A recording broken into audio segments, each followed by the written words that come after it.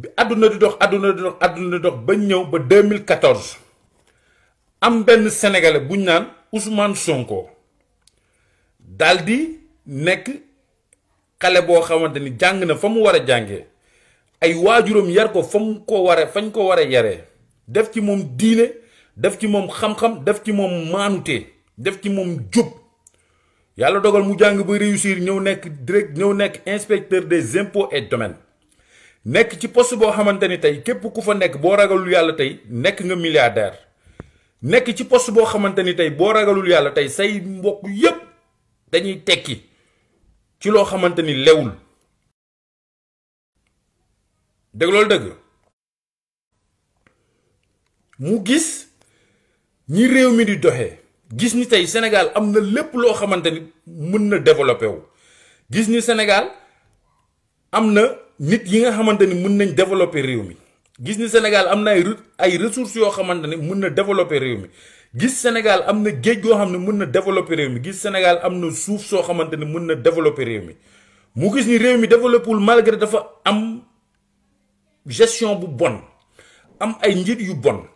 mu sacrifier boppam génn li nga xamante ni noonu la nit ñu bon ñooñu di caxatee suñu alalu réew ba tax tey ñun mënuñoo am hôpital yu baax ba tax tey ñun mënuñoo am ay école yu baax ba tax tey ñun mënuñoo am lekk bu baax ba tax tey ñun mënuñoo am naan bu baax loolu c'est très important ñu koy souligner pour nit ñi xam ko mu jug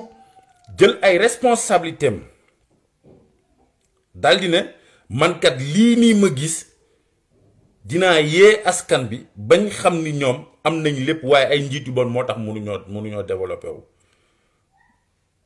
mu ñëw fekk askan bi dina law mu fëgg leen mbéj ñëpp jug toog di ko xool mu jël coton tige fompal leen seeni nopp ba mu set toog di wax ak ñoom ñuy dégg li muy wax te lu mu wax ñu koy gis fira lu muy gën di wax nit ñi di gën di gis nit ñi di gën di adhéré ci li muy wax ñu dem ba léegi utal ko way daal ne Sonko waxoon na ko kon c'est très important boo leen gisee li tax ma indee loolu introduction dafa jot ñu mettre ay points sur les i parce que nit ki il faut nga xam li ngay xeex pour nga mën ci am résultat nit ki il faut nga xam li ngay def pour nga mën ci am résultat ndax boo xamul li ngay def doo ci am résultat gars yi buñ naxante lii ñu nekk nii ku jàpp ni yow Sonko nga koy defal yaa ngi nax sa bopp lii ñu nekk nii ku jàpp ni yaa ngi koy defal Pastef da ngay nax sa bopp lii ñu nekk nii képp ku ci nekk xamal ni sa bopp nga koy defal ak say njaboot ak say sët ndax Sonko li muy def boppam ak njabootam ak ay sëtam la koy defal war cee ànd ak nag sénégalais yépp mën a réussir lii ñu nekk c'est très important ñu koy xamle tey dañoo dem ba man dama jàpp ni on a l'impression que ni tey am na si ñoo xamante ni il se croit que ni tey combat bi buñ ci génnee combat bi dootul dem n'est-ce pas te ñooñu dañoo ñëw fekk nit ñi ci combat bi dañoo ñëw fekk Pastef samp ñëw fekk Sonko samp ba doon lim doon ñu ñëw ma jàpp ni ñoom ci seen naqar boo xamante ne am nañ ko envers seen réew moo tax ñu jug di xeex dëgg loolu dëgg parce que des fois on donne trop d'importance à des gens yoo xamante ni jaru ko lii ku ci nekk sa bopp nga koy defal il faut ñu wax nit ñi dëgg gi fi nekk nous ne devons pas avoir peur de perdre des gens ak ku munti doon ak koo munti doon muy man di keneen ak keneen képp ku jàpp ñëw li ngay xeex nii Sonko nga koy defal wala Pastef nga koy defal yaa ngi nax sa bopp parce que nit boo ko joxee trop d'importance day dem ba day naagu te naw li ngay def baaxul ndaxte boo nawee li ngay def da ngay dem ba da ngay naagu te boo naagoo da ngay daagu te boo daagoo ñu romb la boo daagoo nit ñi amuñu jotu taxaw di la xaar dañ lay romb dem seen yoon parce que dañoo nekk ci xeex boo xamante ni on doit le réussir à tout prix kon il faut que les gens soient modestes rawatina ñun ñii di wax il faut que ñu modeste il faut que ñu xam lan moo tax ñuy xeex gars yi il faut ñu leen di wax dëgg fii kenn du fi dara fii ñëpp ñoo fi yem man naru moon génn sax di wax ci yenn détails yi parce que man toujours damay bëgg lépp lu may wax ak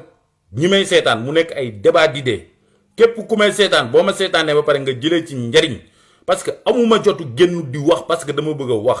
parce que su fekkoonte ni dama bëgg a wax rek duma yam ci duma taal sama caméra génn di wax fu may liggéeyee plus de 100 personnes mën naa taxaw di fa wax ba ngoon jot ma dem ñibbi bu ma liggéeyul am naa samay xarit samay mbokk yoo xam ne mën naa dem toog wax fa ba doyal ma ñibbi kon bu ñu jugee di xeex mbir moo xamante ne ñun ñëpp la concerné kon il faut que les gens soient modestes te ñu bañ di jox nit ñi trop d'importance loolu mooy dëgg fii combat bi ñu nekk car rapide la ñii dañuy wàcc ñii di yéeg te loolu il faut nit ñi xam ko il faut patriote di conscient ci loolu ku dem nag ba yow jàpp ni war ngaa wàcc nga wàcc dem sa yoon waaye ñun nañ fexe ba bokk ci ñi nga xamante ne tey bis bu ñu xasee ba yéeg bu ñu wàccati car rapide bi loolu mooy dëgg te nag modestie bi may wax dama koy tàmbalee ci sama bopp ak rawatina ñun ñi di wax parce que gars yi dañoo dem ba jàpp ni ñoom Sonko la ñuy xeexal fekk ñu ngi nax seen bopp parce que des fois tu entends des gens dire que ni man Pastef ñoo tax ñu may saaga ndey Sonko mooy tax ñu may saaga ndey mais yow su fekkente ni gore nga yow yaa njëkk a tax ñuy saaga ndey Sonko mi ñuy saaga ndeyam guddeeg bëccëg yow da nga ko gën ba taxaw fii naan man Sonko moo tax ñu may saaga yow Sonko waxal la yow sénégalais bi moo tax ñuy saaga ndeyam dañuy wanti dëgg yow mi génn di wax sénégalais nga tey yow munoo accepter benn saaga te Sonko ñuy saaga ndeyam chaque jour nga am gore di gën taxaw di ko wax man ku mu neex chaque jour del saaga sama ndey te du tee chaque jour dinaa génn waxal Sonko waxal Pastef ba projet bi atterrir ba ma jël Sonko dugal ko palais dëgg loolu dëgg man Sonko dafa war a gën a gore mais Sonko yow sénégalais bi yow yaa tax ñu jiñ ko viol te moom jabar am ay doom te yow munoo muñ benn saaga bi ñu lay saaga bu ñu waxee nga ni Sonko moo tax ñu may saaga Pastef moo tax ñu may saaga bay génn di ko wax am courage yu tamit génn di ko wax mais loolu goree di la dëgg loolu dëgg Sonko kan moo tax ñu dàq ko impôt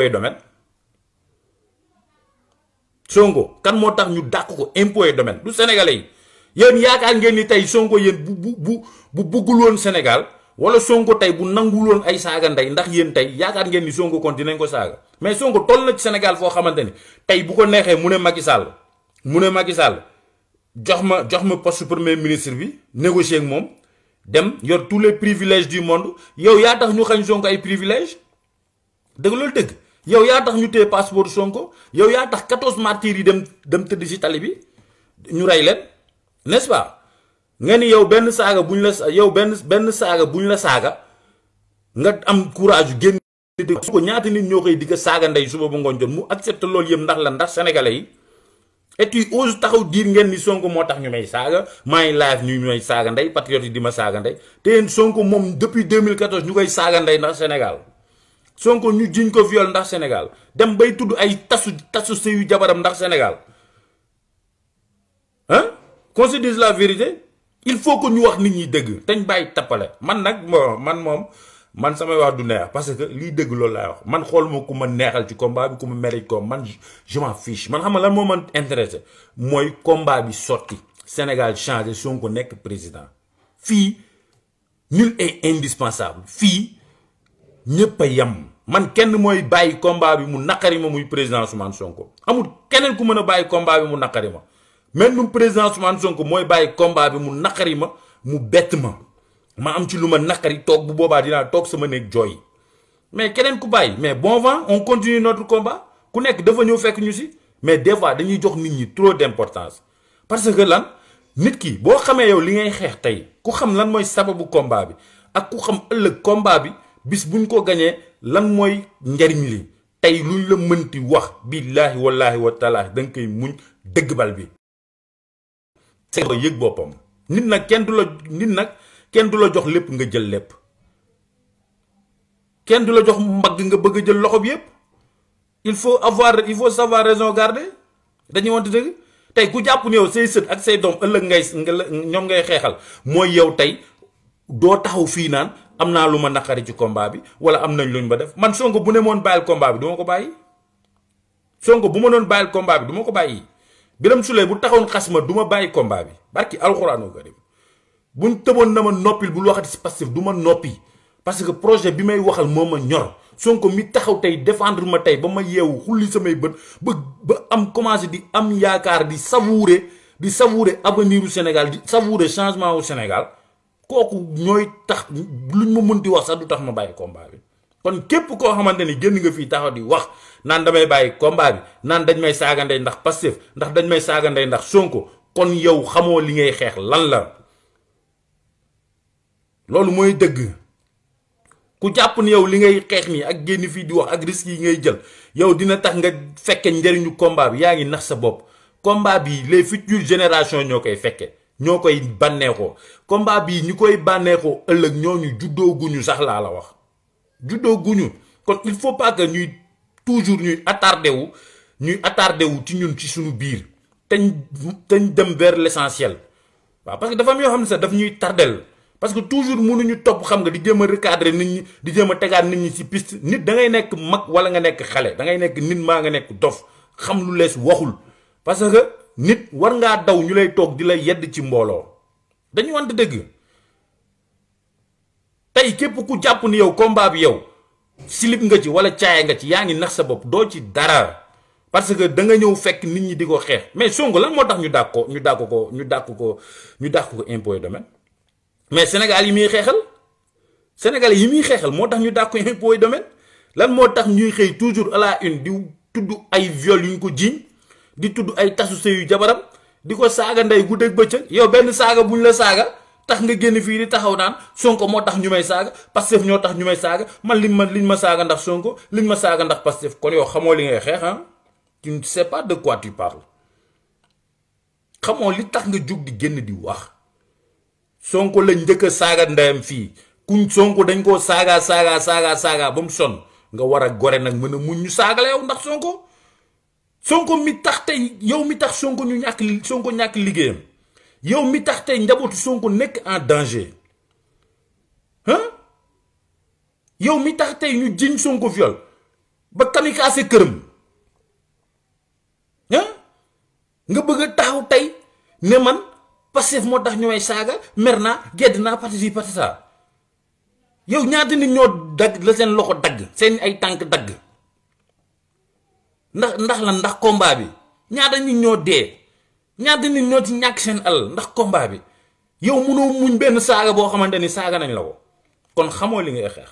te képp ku toog di wax wala muy génn combat bi parce que dafa am patriote yu may saaga wala yu may wax mais yaa ngi ci erreur parce que benn patriote bu la saaga wala bu la wax lu la nakari mais warul mën a tax nga bàyyi combat bi parce que patriote boobu taxul nga jàpp combat bi man maay Sonko yow yaay Sonko Kingsley Abdallah bi mooy Sonko Aji Ndaw mii may seet mooy Sonko Omar Diallo mooy Sonko keneen ak keneen mooy Sonko nous tous nous devons être des Sonko parce que Sonko li muy xeex ñun loolu la ñuy xeex parce que Sonko bu doon moom ak moom rek bu ko neexee suba mu amaat tous les privilèges du monde dañuy waxante dëgg Sonko suba bu ko neexoon dem négocier ak Macky Sall jël poste ministériel te Sonko toll na foo xam ne bu dee Macky Sall indiwaatal premier ministre bi poste premier ministre bi nga jox ma ko mu indiwaat premier ministre poste premier ministre bi jox ko te billaay lu leer laa leen wax Macky Sall du ko bañ bu ko neexoon mu ne ko dàqal Idrissa Seck jox ma poste CSE bi te da koy def bu ko neexoon mu ne ko jox ma poste assemblée nationale poste président assemblée nationale da koy def mu amaat tous les privilèges du monde bu boobaa dina feebar di faju bu feebaree dem France faju ay njabootam nekk ci école yu baax problème yi muy dund yëpp dootu ko dund kon jàpp naa ni kooku bu rejeté loolu noonu yëpp di accepte di nangu ay saaga di nangu sax dem assemblée nationale ñu ko fay sot bu ko dóor ndax Sénégal yow nga mën a nangu benn saaga boo xamante ni saaga nañ la ko ndax Sonko il faut ngeen xam li ngeen xeex te ngeen xam ni réseaux sociaux yi nekkuñu fi pour lijjanti ay problème personnel parce que loolu moo réeral ñu bari ci combat bi tey képp koo xamante ni yaa ngi fi nekk di lijjanti ay problème personnel mais c'est normal ñu saaga la ndey liveur yi bari nañ fii mais limal ma fii liveur yi ñu fiy saaga boo nee ñaar ñett doone ñeent ñu fi nekk di saagante kon tey képp kuñ fiy saaga ba nga am lu la naqari xamal ni yow yaa may nit ñi buntu buñ la saaga dëgg loolu dëgg uude ni mu la gisee la lay ëwalee uude ni mu la gisee ci jëmmi boppam noonu la lay ëwalee tey mën ngaa live sa live indi say débat d'idées wax li nga xam ci Pastef wax li nga xam ci Sonko jaay projet bi jaay Sonko boo amee yoo xamante ni tey gis nga ko te mu leer na li du dëgg policiers yi erreur di ñuy def nga live ci ku bëgg a live ci Sénégal mën ngaa live ci Sénégal boo xotteeku te doo saaga nit kenn du la saaga kon bu ay saagante duggee rek mooy ay règlement de compte personnel ñoo ci nekk il faut ñu waxante dëgg te tamit am na loo xamante ni bëgg naa patriote yi di ci bàyyi xel mooy ci boppam moom dafa taxaw mu ne képp koo xamante ni yaa ngi génn ci réseaux sociaux yi di saaga wala di attaquer ay sëriñ bokkoo ci man loolu c'est clair et net mais Sonko dafa leeral ginnaawam leeral kanamam te tamit ñun nañ moytu di naw li ñuy def parce que naw li ñuy def mooy tax ëllëg ngay dem ba yaakaar ni yow combat bi dañ la ci war a woo sant la wala ñu wala gërëm la ci fii kenn du fi sant kenn du fi gërëm kenn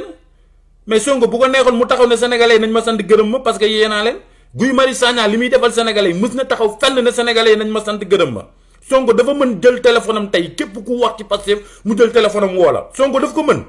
kon ñaata nit lay xëy di woo par jour dañu wante dëgg mais combat bi ñun ñi ciy feeñ ñoo ci gën a néew mais ñi ne ci ginnaaw di def le boulot exceptionnel mais ñooñu kenn gisu leen te doo leen dégg ñu wax mais il faut ñu mettre les points sur les i il faut ñu def yëfu kilifa def yëfu mag parce que ñun dañu xamee parti boo xamante ni tey dañ ne waa Pastef dañoo bari xam-xam waa Pastef ay booy yaru lañ waa Pastef dañoo nangoo liggéey mais loolu nañ koy wane dafa war a feeñ ci suñuy wax ak suñuy jëf dañu war a modeste effectivement c'est ça la parole dañu war a modeste mais yow def dara toog di xaar naan Sonko daf ma war a woo wala dañu war a reconnaissant envers man pour lan te yow li Sonko di xeex yow loolu nga war a xeex parce que sa bopp ngay xeexal Sonko amul kenn ku mu fi war a wax jërëjëf wala jaajëf Pastef amuñu kenn ku mu fi war a wax jërëjëf wala jaajëf parce que ñun ñëpp ñooy dund métit bii dañu wante dëgg ñun ñëpp ñooy dund feebar bañ a faju ñun ñëpp ñooy dund ñàkk njàng mu baax ñun ñëpp ñooy dund xiif bañ a lekk ñun ñëpp ñooy dund mar bañ a naan mais Sonko ni ngeen koy dundee noonu la koy dundee mais qu'on se dise la vérité Sonko coono yi ngeen di dund moom lay dund. ni Sonko il a tous les privilèges du monde wala Sonko lépp lu mu bëgg ci àdduna doo koy am Sonko il a des problèmes comme nous day taaba day am problème mu luyaas am problème mu ndox Sonko bu demee bay dem ci ay salon de massage di fa fay ay 20 000 mooy Sonko ñoo ak moom te ñoo ko tane sax Sonko ñun ñii ñu bari ñuy génn fii di wax di live ñoo ko tane ñoo ko gën situation fuuf ñu si bari ci ñun te pourtant musul taxaw fenn daal ne nañ ma sant nañ ma gërëm wala musul taxaw fenn daal di wane ñàkk fayda pour nit ñi di ko dimbali mais il faut arrêter quand même il faut savoir raison garder te modeste xam li tax ngay xeex yow Sonko yéen a bokk li ngeen di xeex parce que Sonko amaana tey am na yenn privilège yu ñu doon am tey mën na bañ a dugg ci lii dëggul dëgg ñun ñoo bokk ak Sonko métit bi ñuy dund kon Sonko ni mu ko war a xeexee yow noonu nga ko war a xeexee yow tu dois être Sonko barki alquranu karim tu dois être Sonko yow ni Sonko sacrifier famille am noonu nga war a sacrifier sa famille yow ni Sonko sacrifier boppam yow noonu nga war a sacrifier sa bopp dañu wante dëgg yow ni Sonko jëlee temps def ko ci Sénégal pour mbir mi changer yow noonu nga war a jëlee sa temps def ko ci Sénégal te doo ci xaar rien de retour mais boo waxee ñu naan la man dañoo war a reconnaissant Sonko daf ma war a woo Sonko Pastef dañ ma war a woo pour lan ñu lay woo tu es kii pour ñu war la woo yow lan nga mën a apporter loo xamante ni nit ñi war nañ la mën a woo lu dul génnee lu dul jël sa caméra teg ko fii di saaga ni ñay ndey dañu wante dëgg ak ku mën ci doon nag waaw man su may wax damay wax pour ñëpp tàmbalee ko man ci sama bopp parce que man damay live bu ma liveee bari na ay patriotes yoo xamante ne dañ may demander ay demande d'amis xam nga ñu bari dañu sama numéro woo ma grand li ngay wax ci Pastef grand mais man dama naa leen man bugguma ngeen xam ma amul importance xam nga lan moo am solo li may def ngeen koy def risque yi may jël pour réew mi changer à travers Pastef ak président Ousmane Sonko coono yi may daj jarul ngeen may xam bu leen ma woo dinaa ma li ngay wax ci Pastef li may def fexe leen ngeen def ko man ñaata nit ñoo may woo ba mujj gi sax damay ragal ñu ne man damaa ñàkk kersa fekk ñàkkuma kersa parce que combat bi bugguma nit di ma ci naw wala bugguma nit di ma ci respecté parce que li may def man sama bopp laa koy defal et je pouvais mënoon naa noppi toog jàpp sama ñaambur qu'on se dise la vérité ñaata patriote laa la wax billaahi ñoo may woo bëgg def connaissance ak man parce que gis nañ ma ci réseaux sociaux yi may waxal Pastef mais dama naan leen jarul ngeen may xam bu dee combat bi ngeen may gis may génn di wax moo tax ngeen bëgg maa xam jarul ngeen may xam génn leen ngeen jéem a def man ni may def génn leen ngeen jéem a def ni Sonko di def combat bi soxlawuma ci ay relation li ma ci soxla mooy combat bi na sotti waaw du ñàkk nag am na ci ñoo xamante ni tey dinañ jokkoo parce que dañoo bokk liggéey bi il faut ñuy teg ay stratégie di waxtaan mënul ñàkk mais soxlawuma nit ku ma ci xam bu ma ci kenn jéem a xam ma man amul njëriñ xam Sonko amul njëriñ xam Birame Souleye amul njëriñ xam Eko Niass amul njëriñ li am njëriñ mooy combat bi na sotti li am njëriñ mooy Sonko na nekk président li am njëriñ mooy tey projet bi mu ñu dig wan ni ko ba nu ñëpp ñuy tàkkamtiku di savourer le changement du Sénégal na ko doxal ëllëg incha allah loolu mooy solos combat bi mais pas parce que man dama war a xam Sonko wala man Sonko daf ma war a woo wala Birame Souleye daf ma war a woo wala keneen ak keneen daf ma war a woo amut solo Sonko li muy def loolu nga war a def Sonko ni muy sacrifier famille am noonu nga war a sacrifier sa famille Sonko ni muy sacrifier ay doomam noonu nga war a sacrifier say doom Sonko niñ koy saaga ndey guddi ak bëccëg noonu nga waree nangu ñu lay saaga ndey guddi ak bëccëg mais li am solo mooy liñ bëgg na am wax kenn du ko raay-raayal fii ñëpp fi bokk yem métit bi ñëpp ñoo koy dund kon ñun ñëpp ñoo war a jàppoo main dans la main xeex ko waaw te bañ a naw nag li ñuy def ndax ku naw li nga def di nga naagu boo naagoo di nga daagu te boo daagoo nit ñi romb la dem seen yoon combat bi car rapide la ñii dañuy yëg ñii di wàcc léegi ku wàcc loolu sa problème la wàccal nga dem sa yoon mais nag dañoo toll foo xamante ni il faut tamit ñun patriotes yi ñun ñu bañ a jox trop d'importance aux gens parce que ñun tamit war nañ xoolaat ñun suñu ay doxalin ñun patriotes yi waaw parce que sax des fois dama leen di comprendre parce que suñu bëgg pros moo tax moo ñuy dugal ci lu nekk may tax te ñu bari dañuy jaar ci ñun xam nga pour am ci tour pour am ci buzz suñu bëgg pros tey moo tax nit ñu bari sax dañuy dem ba di ñu nax ci suñu alal waaye nag des fois dafa baax ñuy dellu ci ay waxu président Ousmane Sonko dane képp koo xamante ni yaa ngi nekk ci réseaux sociaux yi di saaga wala di attaquer ay sëriñ bokkoo ci man yow boo gëmee président Ousmane Sonko gëm projet bi nga dégg mu ne la képp kuy saaga bokkoo ci man képp kuy attaquer ay sëriñ bokkoo ci man yow bu fekkente ni gëm nga président Ousmane te bëgg nga ko yow waroo dem di cautionner ñiy saaga wala nga leen di may ay vues wala nga leen di dooleel parce que dem seetaan leen dooleel leen la kon yow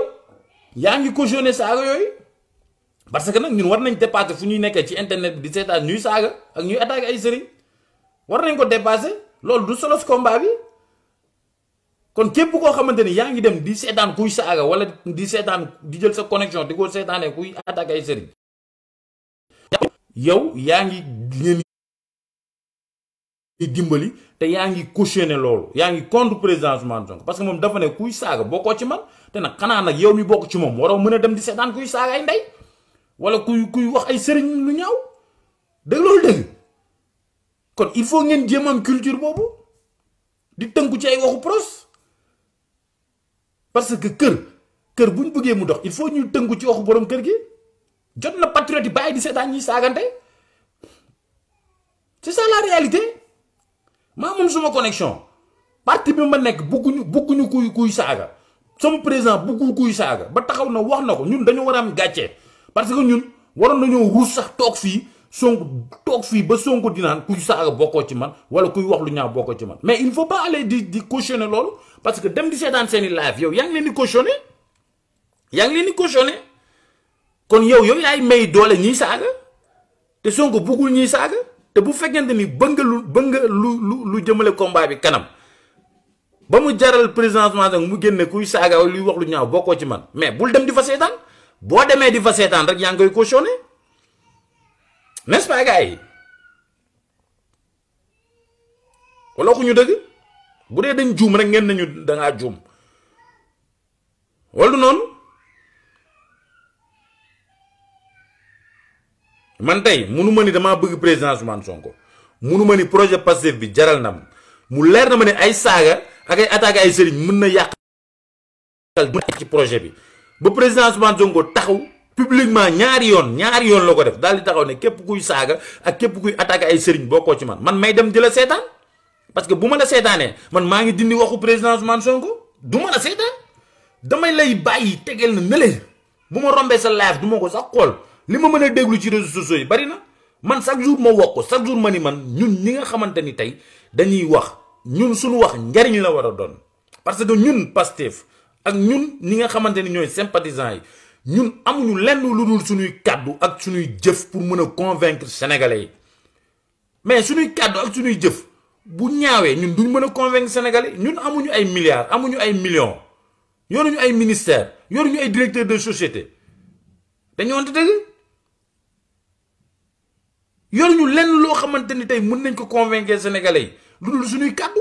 mais waaye nag léegi kon kàddu yi ñuy génne ak jëf yi ñuy wax fuñ ko waxee wala fuñ ko jëfee dañoo war a convaincre ay sénégalais yu dul jeex ñu dem jënd ay carte de membre n'est-ce pas kon il faut ñu xam solo su combat bi te ñu modeste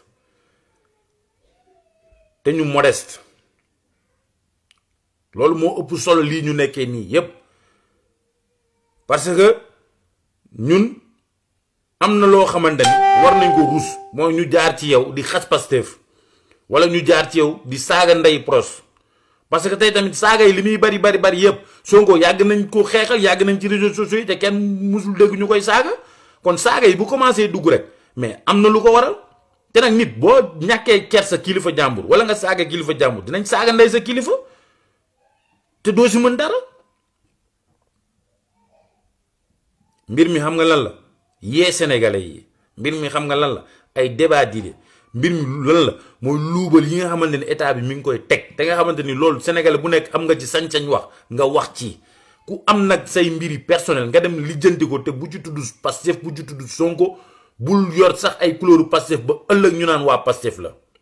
parce que loolu ak tooñ la loolu mooy dëgg xam leen lan mooy solos projet bi te ku nekk na nga jàpp ni yow sa bopp rek kese dong ngay xeexal waaw loolu mooy dëgg beneen bi ci topp